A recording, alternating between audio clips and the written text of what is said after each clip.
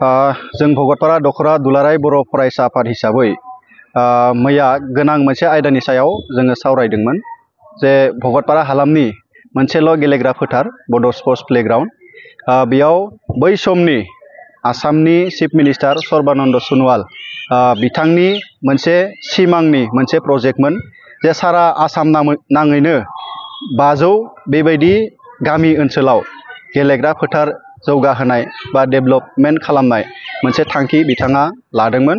थिग बेबायदिनो नैबे भगतपारा हालामावबो वान अफ द प्ले फिल्ड हिसाबै जोङो मोननो हादोंमोन 20 लाख रांनि मोनसे स्किम आरो भगतपारा हालामनि रायजो राजा आरो दुलाराय बर' फरायसा आफादा बै स्किम इमप्लिमेन्टेसननि थाखाय सानै हालामनिनो सुबुं आफादगिरि आरो गाहाय नेहाथारि मोनसे आफाद दानानै बिथांमोनखौ बिबान होनाय जादोंमोन। नाथाय गोलाव सम दिनैसिम जे थासारिखौ जोङो नायोब्ला जे गेलेग्रा फोथारा जेरैबायदि जौगानांगौमोन जेबायदि डेभेलपमेन्ट जानांगौमोन बियो इनकमप्लिट जानानै थाबाय। बरन्स जोङो नुबाय बेयाव जाख्ल'नायनि मोनसे गेम सोलिनायखौ जों नुबाय।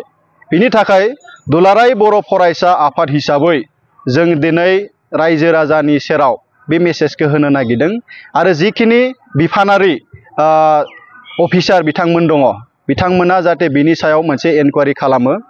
जोङो खोनानो मोनदों बिटिसि खुंथायाव थानाय राजखान्थि हान्जानि दायो बिथांमोना गोहोगोरा बिबानगिरि। बिनि थाखाय बिटिसिनि गाहाय मावफुं सोद्रोमा बिथांखौबो खावलायगोन जाहाथे बिनि सायाव मोनसे प्रपार इनकुवारि आरो तदन्तआ जानांगौ। मानोना जोङो डकुमेन्ट्सखौ जेला जोङो इनकुवारि खालामनानै जोङो नायो जोंनि हालामाव थानाय आसाम ग्रामीण बिकास बेंक बेयाव 17 लाख रां अलरेडि उइथड्र जानायखौ जोङो नुनो मोनदों। नाथायबा जिबायदि 17 लाखनि डेभेलपमेन्ट जानांगौमोन जे फुल फ्लेजेड हौवा बा हिन्जावनि ड्रेसिं रुम अफिसियेलफोरनि थाखाय ड्रेसिं रुम सोरगिदिं बाउन्ड्रि वाल जोंनि आर्ट फिलिं प्रपार कार्पेटिं जिबायदि जानांगौमोन दिनैसिमबो बेखौ जोङो जानायखौ जों नुनो मोनाखै।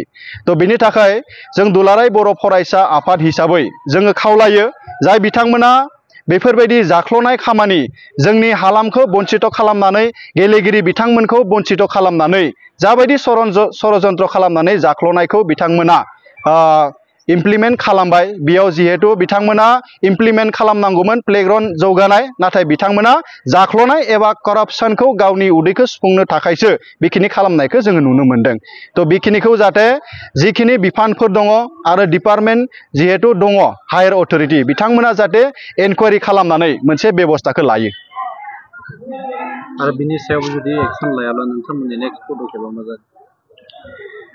जोङो रायजो राजानि खावलायनाय हिसाबै जोङो मोनसे थांखि लादों जे डिस्ट्रिक्ट स्पर्ट्स अफिसार बिथांनो जोङो मेम'रेन्डाम हिसाबै जोंनि जि खुद्रिनाय बा जि डिमान्ड लेटार बेखौ जोङो गथायगोन।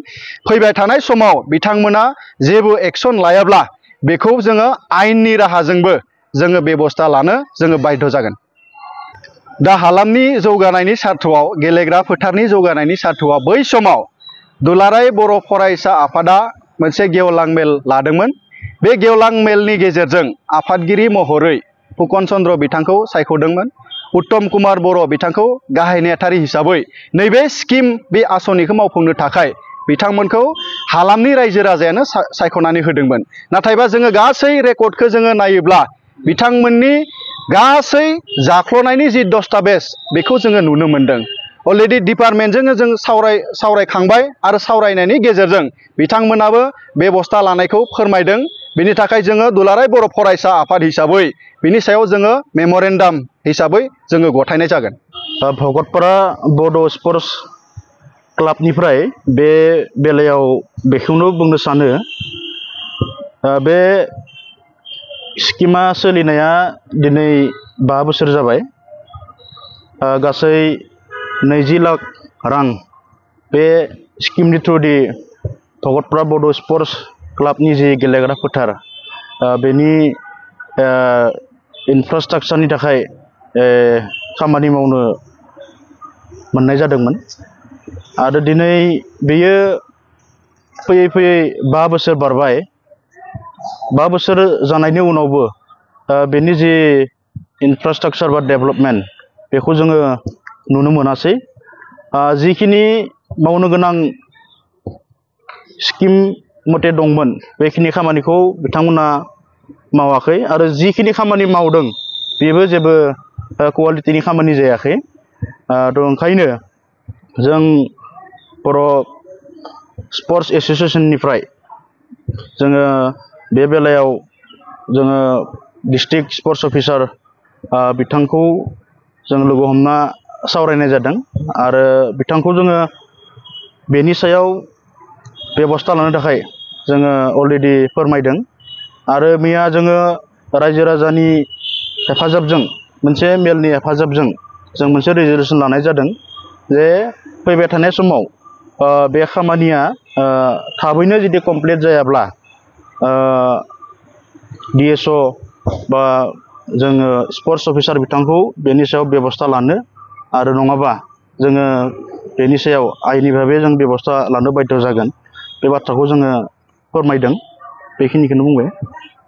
भगतपारा दख'रा दुलाराय बर' फरायसा आफादनिफ्राय आं बेखौसो बुंनो सानो दिनै जानाखि मोनसे फिल्ड डेभेलपमेन्ट स्किम मोनसे फैदोंमोन बियो जोंनि भगतपारा हालामनि थाखाय जोबोर मोनसे मोजां खौरां।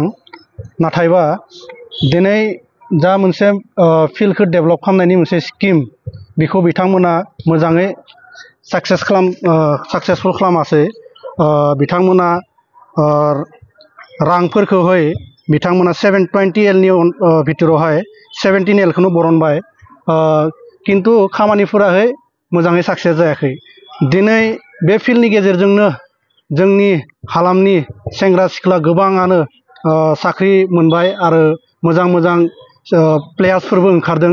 बिनि थाखाय जों सानो जोंनि बे फिल्डखौ जों डेभेलप खालामना लानांगौ आरो जायफोर बिथांमोनखौ बिबान होदोंमोन बे खामानिखौ मावनो थाखाय बिथांमोनाहाय थाबैनो बे खामानिखौ मावफुंनांगौ। आरो लोगोसे बेखौ बुंनो सानो आङो दिनै जोंनि हालामाव कुन्जलता बर' आब' दं। बिथाङा इन्टारनेसनेल एथलेटिक प्लेयार सासे। बिथांनि जायगायावनो दिनै बेबायदि जाख्ल'नाया जायोबा दिनै जोबोर दुखुनांथाव बाथ्रा जागोन।